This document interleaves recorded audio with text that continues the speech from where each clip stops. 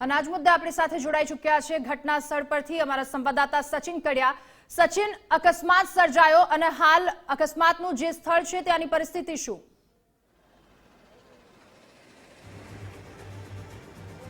ચોક્કસ બપોરે 2:30 વાગ્યાના ખરા બપોરના સમયે જ્યારે એક્સપ્રેસ હાઈવે પરથી વડોદરાથી અમદાવાદ તરફ અર્ટિકા કાર જઈ રહી હતી ને અર્ટિકા કાર ટ્રેલરમાં ઘૂસી જતા પાછળથી ગમખ્વાર અકસ્માત સર્જાયો હતો। આ જે એક્સપ્રેસ હાઈવેના દ્રશ્યો છે જે આ કાર હતી તે કારની પરિસ્થિતિ પરથી જ સ્પષ્ટ થાય છે કે કેટલો ગમખ્વાર અને તાળવે ચોટે જીવ તેવા ગમખ્વાર અકસ્માતના કારણે 10 લોકોએ જીવ ગુમાવ્યા છે। વિગત પ્રમાણે ખાસ 8 લોકો જે ઘટના સ્થળ ઉપર જ કારના અકસ્માતને લઈને મોતને ભેટ્યા હતા તો અન્ય 2 લોકોને સારવાર માટે સિવિલ હોસ્પિટલ ખસેડવામાં આવ્યા હતા જ્યાં સારવાર દરમિયાન તેમનું મોત થયું હતું। ખાસ પોલીસની વિગત જે રીતે અત્યારે હાલ તપાસ ચાલી રહી છે તે દરમિયાન 4 થી 5 લોકોની જે તપાસ થઈ ગઈ છે।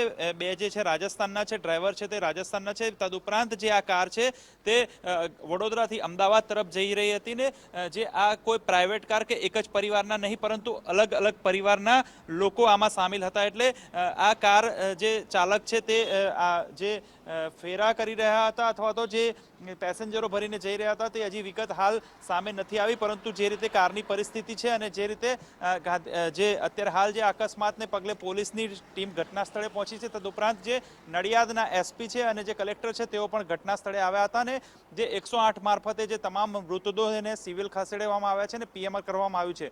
ત્યારે અત્યારે હાલ જે આ પરિસ્થિતિ સામે આવી છે તેના પરથી ક્યાંક ને ક્યાંક ઓવરટેક અને ઓવર સ્પીડના કારણે આ ઘટના બની હોવાનું સામે આવ્યું છે। જી સચિન, જોડાયેલા રહેજો।